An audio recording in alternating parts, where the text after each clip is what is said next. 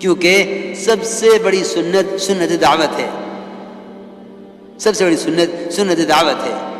آپ صلی اللہ علیہ وسلم کیونکہ ہمارے کام کا مقصد ہے احیاء سنت، میرے کام کا مقصد سنتوں کا احیاء ہے۔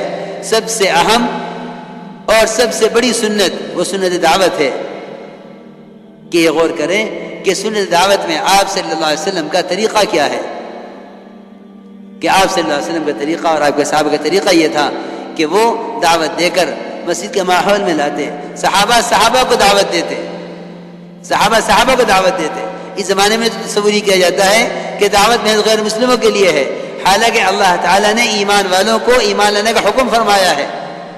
یا ایھا الذین آمنوا آمنوا، ایمان والوں تم ایمان لاؤ۔ اللہ نے ایمان والوں کو ایمان لانے کا حکم فرمایا ہے۔ اس لیے میرے دوستو بزرگو عزیزو، ایمان والوں کو ایمان لانے کا حکم کا مطلب یہ ہے کہ ایمان والوں مسلمان بن کر رہو، ایمان والوں مسلمان بن کر رہو۔ یا ایھا الذین آمنوا آمنوا، ایمان والوں تم ایمان لاؤ۔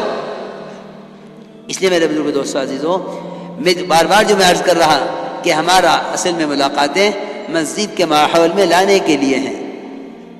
جو آنے سے عذر کرے اس سے وہاں بات کر کے مسجد کے لیے فارغ وقت لے لینا چاہیے، لیکن اصل بات کرنے کی جگہ مسجد ہے۔ اصل کیونکہ حدیث قدسی ہے، من اتانی ماشیا، جو میری طرف چل کر آتا ہے، اللہ فرما رہے ہیں خود کہ میں اسے دوڑ کر آتا ہوں۔ حدیث میں آتا ہے اللہ تعالی مسجد میں آنے والے سے مل کر اس طرح خوش ہوتے ہیں جیسا کوئی اپنے بچھڑے ہوئے دوست سے مدت کے بعد مل کر خوش ہوتا ہے، کہ مدت کا بچھڑا ہوا دوست آج ملا ہے، جس سے مل کر خوش ہوتا ہے۔ حدیث میں ہے یہ تبشبش، اللہ تعالیٰ کو بشاشت ہوتی ہے مسجد میں آنے والے سے۔ اس لیے ہمارے اصل کام یہ ہے کہ ملاقاتیں کر کے لوگوں کو مسجد کی طرف اٹھا کر لاؤ، کیونکہ جو ہی تم نے اسے مسجد کی طرف چلایا، اللہ کی رحمت اس کی طرف دوڑ گئی، یقینی بات ہے، کیونکہ حدیث قدسی ہے، من اتانی ماشیا، جو میری طرف چل کر آتا ہے میں اس کی طرف دوڑ کر آتا ہوں۔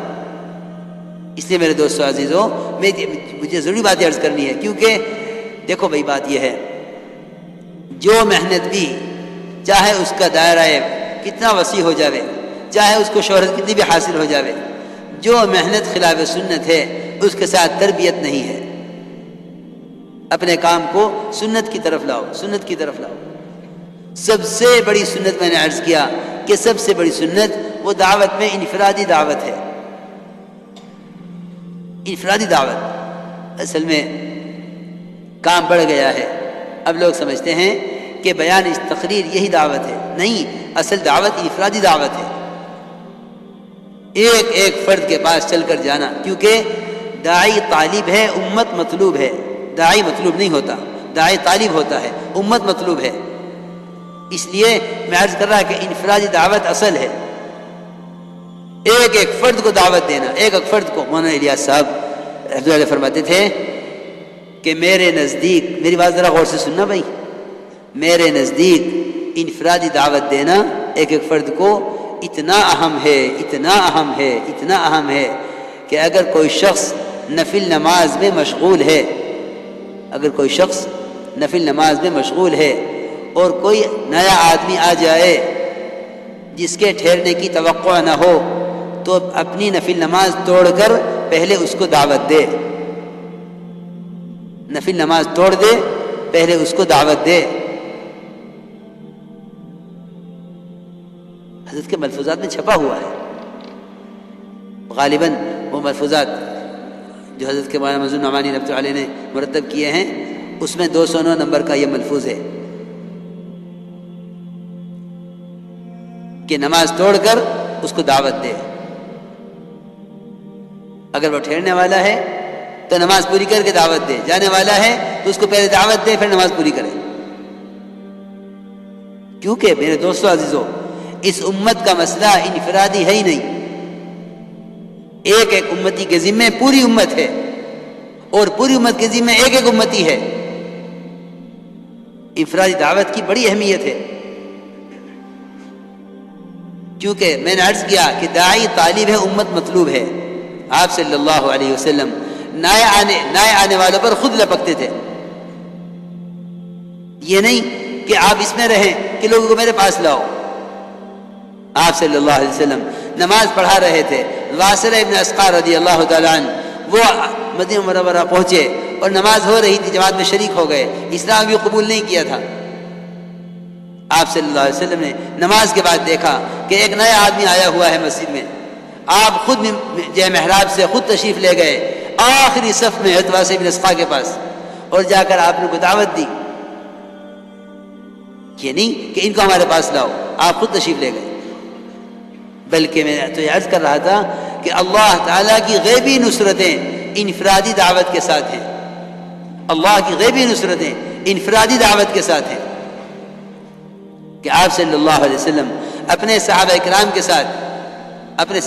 کے ساتھ آپ سفر میں تھے. عبداللہ ابن عمر فرماتے ہیں کہ آپ سفر میں تھے، آپ کے صحابہ آپ کے ساتھ تھے. ایک آدمی کو آپ نے گزرتے ہوئے دیکھا راستے سے، آپ خود بڑھے اس کی طرف. صحابہ سے نہیں فرمایا جاؤ اس کی بھی دعوت دو، آپ خود بڑھے اس کی طرف. اور آپ نے پوچھا کہ کہاں کا ارادہ ہے؟ اس نے کہا اپنے گھر والوں کے پاس جا رہا ہوں. آپ نے فرمایا کیا تمہیں اس بات میں رغبت ہے کہ تم میرے رسول ہونے کی گواہی دے دو؟ مجھے تو عرض کرنا تھا کہ غیبی نصرت کسے کہتے ہیں، اس کو ذرا آپ ذہن میں رکھیے گا. اب تو جماعت کو کھانا پکانا نہ پڑا کہ جی نصرت ہو گئی. نصرت ضرورت کے پورا ہونے کو نہیں کہتے، نصرت تو داعی کے مقصد میں کامیاب ہونے کو کہتے ہیں. اللہ کی غیبی نصرتیں جس سے داعی اپنے مقصد میں کامیاب ہو، وہ ہے غیبی نصرت. میرے دوستو عزیزوں، ضرورت کی لائن کی برکتیں یہ تو آپ صلی اللہ علیہ وسلم کی پیدائش سے شروع ہو گئی تھی. اصل میں نصرت ہے اللہ تعالیٰ کی طرف سے وہ چیزیں نازل ہونا اور ایسے واقعات کا پیش آنا جس سے غیر اسلام کے قبول کرنے پر عاجز ہو جائیں. چنانچہ آپ نے فرمایا میں غیبی نصرت بتا رہا ہوں کہ انفرادی دعوت پر غیبی نصرت کیسے نازل ہوتی ہے. آپ نے فرمایا، اس آدمی نے کہا دیہاتی نے کہ آپ اللہ کے رسول ہیں، کون گواہ ہے آپ کی رسالت پر؟ آپ نے فرمایا کہ میری رسالت کی گواہی وہ درخت دے گا جو اس وادی کے کنارے پر کھڑا ہوا ہے. وہ درخت وہاں سے زمین پھاڑتا ہوا آیا آپ کے پاس. آپ صلی اللہ علیہ وسلم نے 3 مرتبہ اس درخت سے گواہی لی. اسے 3 مرتبہ گواہی دی بے شک آپ اللہ کے رسول ہیں، بے شک آپ اللہ کے رسول ہیں، بے شک آپ اللہ کے رسول ہیں. دیہاتی نے اسلام قبول کیا، اپنی قوم کو دعوت دینے کے لیے چلا اور یہ کہہ کر گیا کہ اگر انہوں نے میری اطاعت کی تو سب کو لے کر آؤں گا، ورنہ میں تنہا آپ کے پاس آ کر آپ کے ساتھ رہوں گا. میں عرض کر رہا تھا کہ انفرادی دعوت کے ساتھ اللہ کی غیبی نصرتیں ہیں. اللہ کی غیبی نصرتیں انفرادی دعوت کے ساتھ ہیں. تو سنت دعوت میں سب سے اہم چیز وہ انفرادی دعوت ہے. جو کچھ سنا گیا اللہ اس پر عمل کرنے والا اور آگے لوگوں تک پہنچانے والا بنائے. مزید اصلاحی بیانات کے لیے ہمارا یوٹیوب چینل ایمان و یقین کو سبسکرائب کریں. جزاک اللہ.